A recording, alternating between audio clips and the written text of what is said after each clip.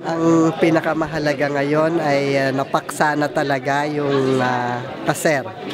At kahit yung PCR ay umabante ng lampas doon sa itinakdang schedule.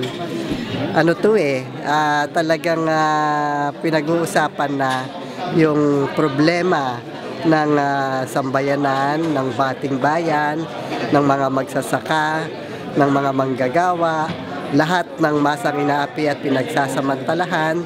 Ganon din pumasok na rin doon sa mga usapan at naihapag na, bagamat wala pa talagang diskusyon yung tungkol sa pambansang soberanya, yung pangailangan talagang makatayo sa sarili, yung ating bayan, ang pagwawakas ng lahat ng mga hindi pantay na tratado sa US katulad ng EDCA, VFA, Mutual Defense Treaty at iba pa.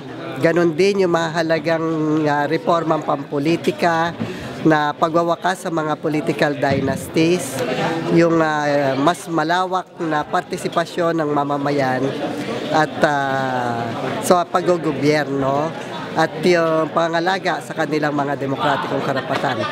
Nakahapag ito doon sa mga drafts, kaya lang at sa ngayon patuloy pa itong pag-aaralan.